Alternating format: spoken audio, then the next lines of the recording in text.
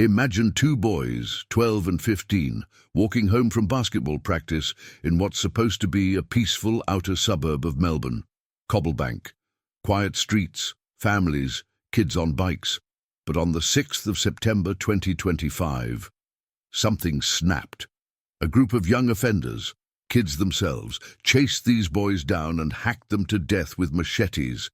7 teenagers have now been charged, and for many Australians, this wasn't just another headline.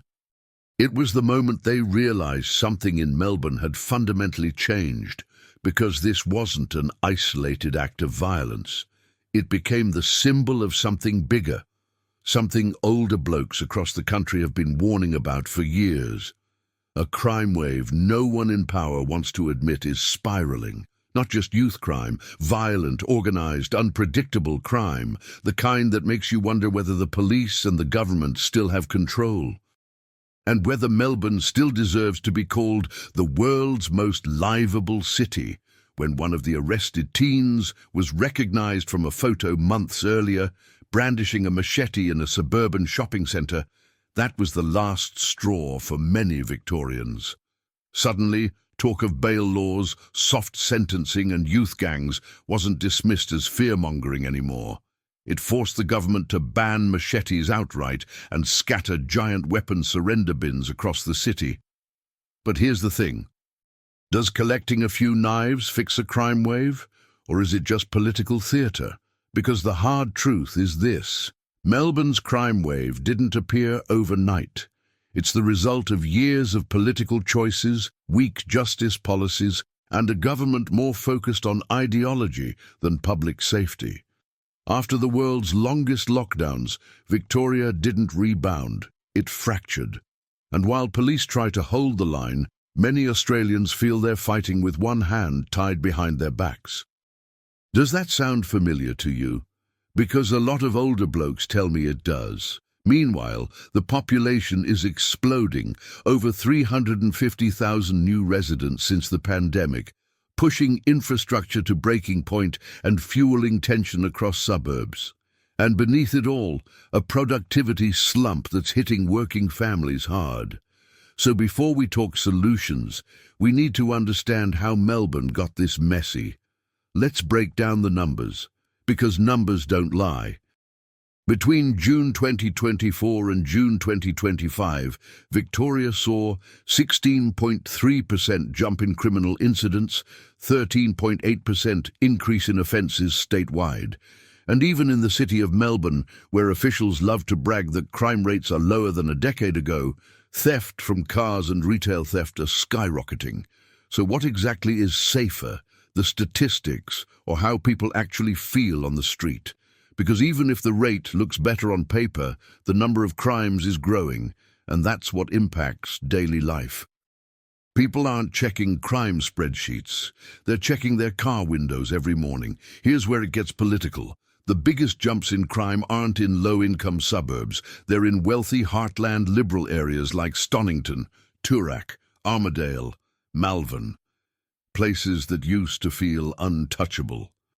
Now they're being hit with a 20% spike in offending, and when crime starts creeping up the driveways of the most influential voters, the pressure on police and politicians becomes impossible to ignore.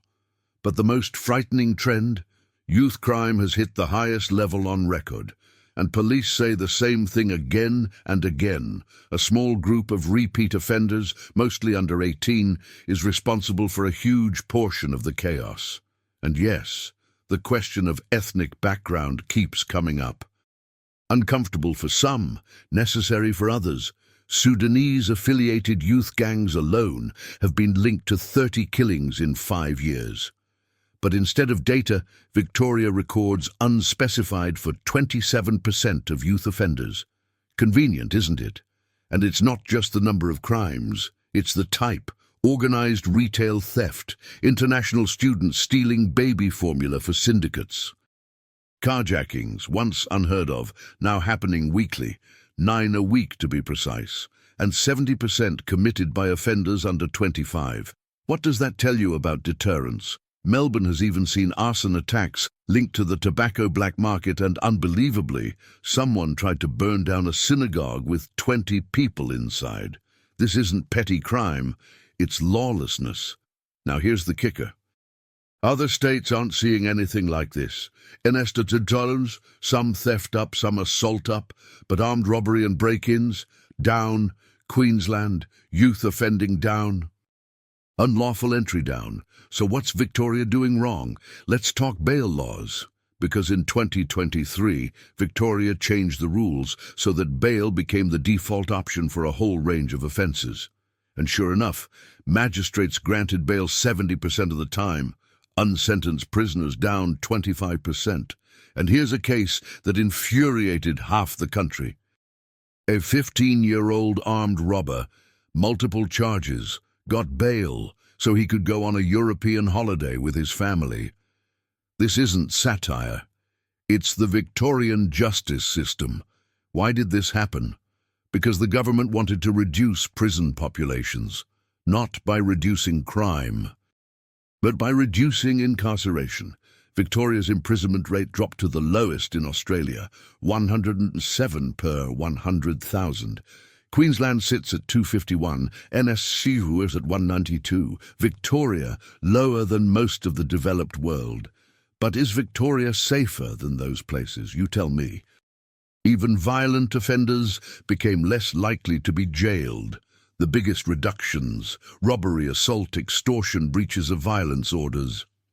Exactly the types of crimes tearing Melbourne apart, and at the same time, the government expanded its bureaucracy, blew out infrastructure budgets, and chased ideological projects, from rebranding Melbourne as NAM to pushing treaty structures into every corner of public life. Meanwhile, the police force dealing with the fallout, understaffed, under-trusted, and often blamed for decisions they didn't make. Sound familiar? Add to that mass densification of suburbs, pushing high-rise developments into once quiet, affluent areas, and suddenly, crime isn't something happening over there. It's happening next door. The result: a two-tier justice system, soft on certain groups, heavy-handed on law-abiding residents when they push back. A state where some offenders get second, third, 10th chances, while ordinary people feel abandoned. Rebuilding Melbourne's safety starts with policing, real policing, targeting hotspots. Restoring community trust, recognizing that the areas suffering most deserve more, not less, police presence. And yes, there's nothing wrong with cracking down on the small stuff, broken windows, street disorder, because that's where big crime grows. And frankly, more people will need to go to prison. There's no way around that. Criminal justice is the one job everyone agrees the state must do. If Victoria can't do that, nothing else matters. Australia is watching closely, because if Melbourne, once the country's crown jewel, can fall this far, which city is next? Thanks for watching Behind the Crime Scene. Stay sharp. Stay alert. And if you want more deep dives like this, hit subscribe.